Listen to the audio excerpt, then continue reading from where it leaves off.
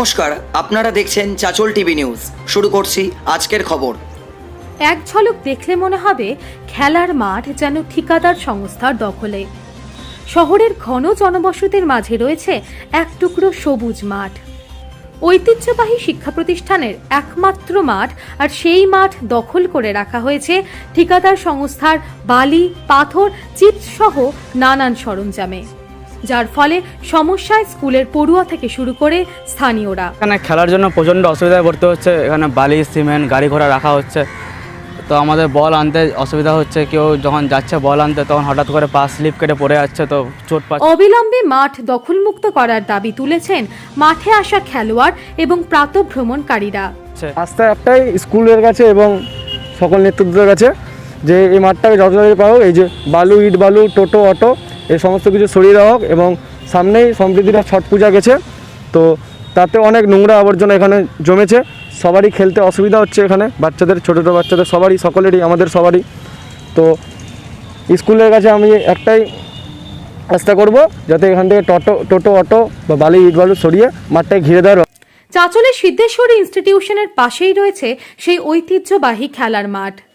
সে মাঠে পা রেখেছিলেন ভারতের প্রাক্তন রাষ্ট্রপতি প্রণব মুখোপাধ্যায়, কিন্তু বর্তমানে সেই মাঠ ঠিকাদার সংস্থার দখলে। সিদ্ধেশ্বরী উচ্চ বিদ্যালয় আমাদের এই অঞ্চলের একটি ঐতিহ্যবাহী বিদ্যালয়।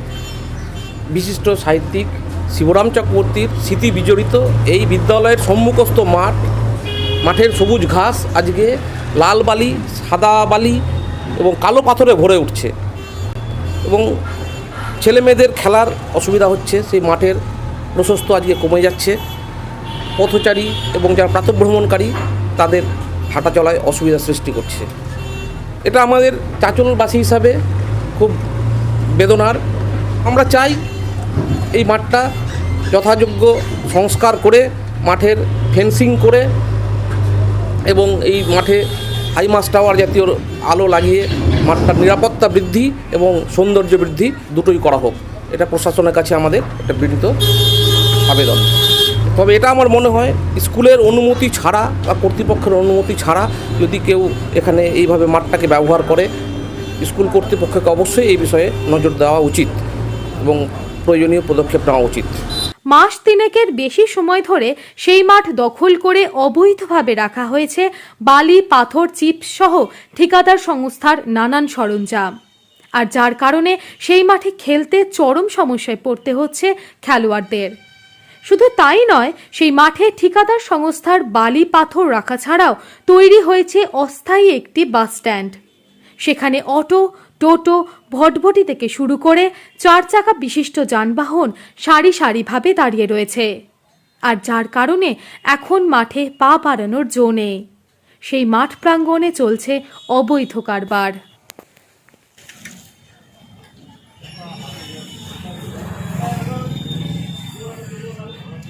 আমরা দীর্ঘদিন থেকে এটা নিয়ে চিন্তিত।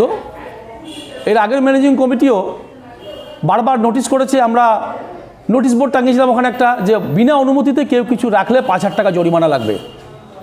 সেটাকে কে বা কারা তুলে ফেলে দেয়, এবং অবৈধভাবে কেউ পারমিশন নিয়ে, কেউ পারমিশন না নিয়ে জিনিসপত্র রাখছে। এখন এমসির মেম্বার 12 জন, হেডমাস্টার মশাই কাউকে না করলে আরেকজন এমসি মেম্বার হয়তো তাকে হাঁ করে দিল, বা আমাদের কোনো স্টাফই রাখলো, এটাও আছে। এবার আমি একজনকে রাখতে দিলে আরেকজন রাখতে দিতে বাধ্য আমি, কারণ যেহেতু এটা আমার পৈতৃক সম্পত্তি নয়। আমার নিজস্ব সম্পত্তি থাকলে আমি না হয় বলবো যে আমি ভাই তোমাকে দিব না, ওকে দিব, কিন্তু এটা বলার ক্ষমতা নেই আমার। যে কোনো একজন যে কোনো কারণে রাখলে আরেকজন সঙ্গে সঙ্গে বলছে তারা আমাকেও রাখতে দিন।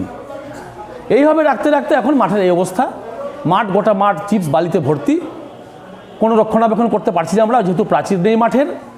আর বেশিরভাগ সময় বছরের অন্তত বছরে 1-2টা ইলেকশন তো হয়, 5 বছর অন্তর 3টা ইলেকশন হয়। সেই ইলেকশনে সরকার মাঠটাকে ইউজ করে, বিভিন্ন রকম সাংস্কৃতিক উৎসব হয় সরকারিভাবে, তখন মাঠটা ইউজ করে। আমরা বারবার রিকোয়েস্ট করেছি সরকার কর্তৃপক্ষকে, বিডিও সাহেবকে, এসডিও সাহেবকে এবং আরও জেলা পরিষদ সভাধিপতিকে, যে মাঠের অন্তত 2 দিক প্রাচীর করে দিন। কিন্তু কথায় সার, আমরা বিভিন্ন জায়গায় অ্যাপ্লিকেশনও দিয়েছি, আজ অবধি কোনো ফল পাইনি। বিধানসভা নির্বাচনকে সামনে রেখে মঙ্গলবার মালদায় দলীয় কর্মসূচিতে আসেন বিজেপির রাজ্য সভাপতি দিলীপ ঘোষ। সকালে মালদা শহরের মকদমপুরে চায় পে চর্চায় অংশ নেন তিনি। দুপুরে মানিকচকের দলীয় কর্মী সভায় যোগদান করেন দিলীপ বাবু। এদিনের এই সভামঞ্চ থেকে একাধিক ইস্যুকে সামনে রেখে রাজ্য সরকারকে নিশানা করেন বিজেপির রাজ্য সভাপতি।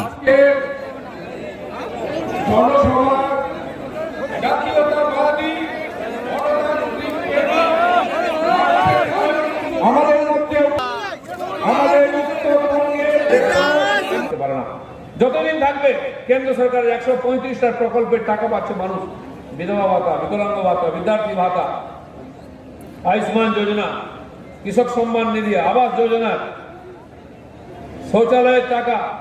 আর যখন লকডাউন হলো, আপনারা জানেন, প্রধানমন্ত্রী জানতেন গরিব বাড়িতে খড়কুটো জ্বালিয়ে রান্নাঘরের মায়েরা চোখের জল পড়ে, তিনি মাকে দেখেছেন।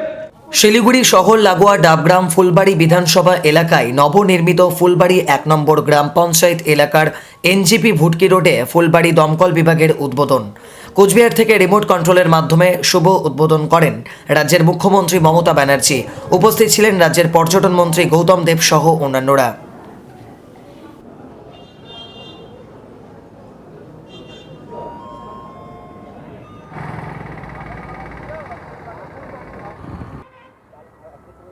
নতুন ক্যাম্পাসে শ্রীমতী মমতা বন্দ্যোপাধ্যায় পরিষেবা কেন্দ্র এবং জলপাইগুড়ি জেলার ফুলবাড়ি অগ্নি নির্বাপন এবং জরুরি পরিষেবা কেন্দ্রের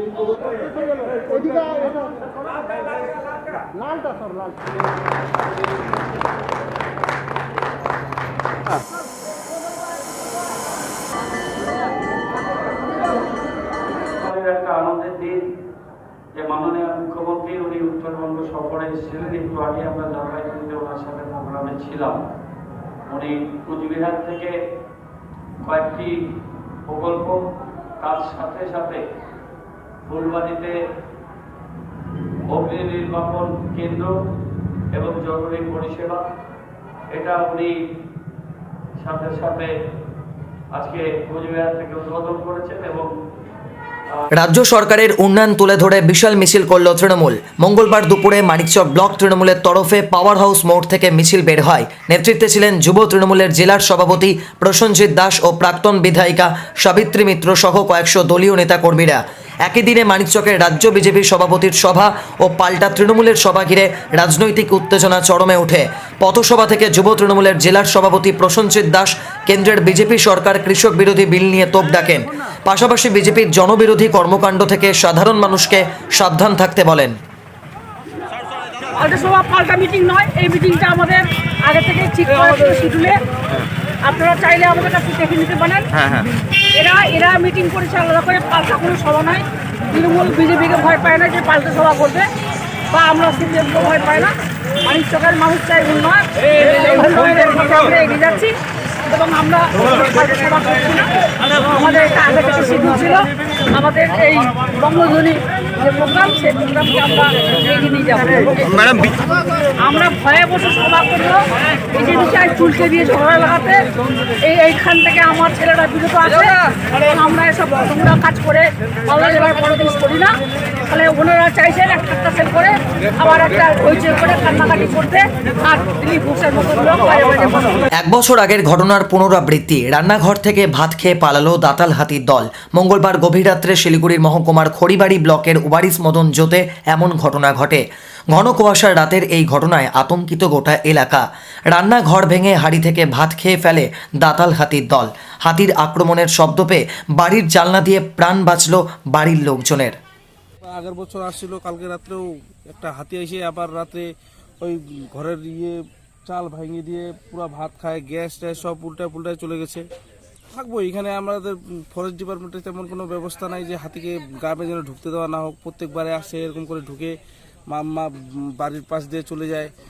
কোনো সময় যদি কোনো দুর্ঘটনা হয়, তারা দায়িত্ব কি ফরেস্ট ডিপার্টমেন্ট দেবে না?